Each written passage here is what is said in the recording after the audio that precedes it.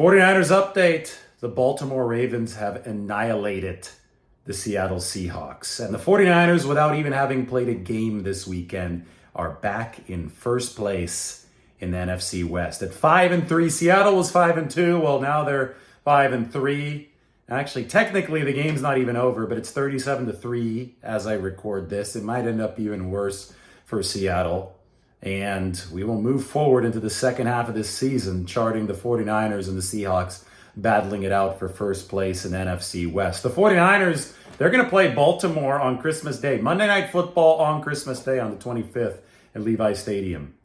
Out of the many challenging things about the 49ers schedule, there is one break, and that is you don't have to go to Baltimore. You get to play them at home.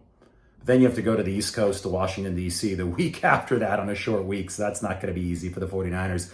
But you'd rather play Baltimore with full rest than Washington with full rest. And Lamar Jackson and company, those guys are going to be headed to Levi Stadium. That's going to be an intriguing game. Actually, even despite the losses, the 49ers in Baltimore are 1-2 in DVOA. I think Baltimore is number one entering this week, and it's only going to improve after what they've done to Seattle, and the 49ers are number two. So you can circle that game on your calendar as one of the marquee matchups of the entire NFL season. But let's analyze what happened today. Seattle is not in the weight class of the top NFL teams. Seattle's a B-list team.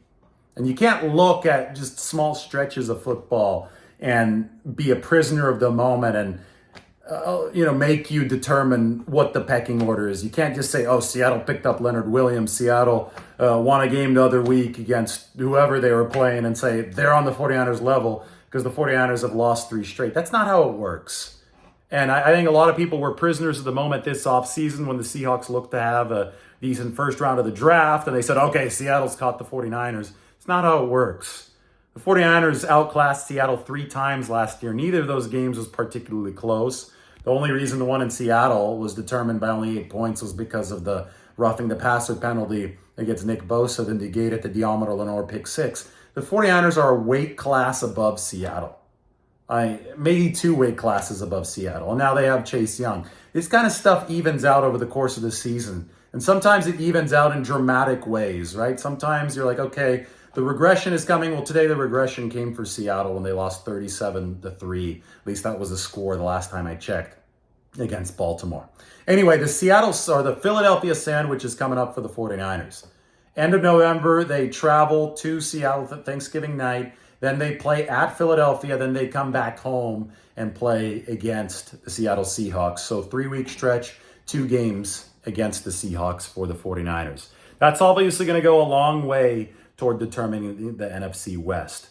But I think based on what we saw today in Baltimore, we can firmly say that Seattle is not a tier 1 team. The data has said that today, verified that. And the 49ers, I think, are still going to be a tier 1 team. They have a few things to figure out. That much is obvious. I think everybody in the NFL at all times has some stuff to figure out. But the 49ers are obviously a cut above the Seahawks, who today have fallen back into that tie with the 49ers for first place in the NFC West. A lot more fun stuff to watch. It is nice to sit back, not have to worry about covering a game. That is what the bye week is like for the 49ers. So we'll track these afternoon games. But for now, we can say that Geno Smith, the Seattle Seahawks, Leonard Williams, whoever else they picked up. They also have Frank Clark now, right?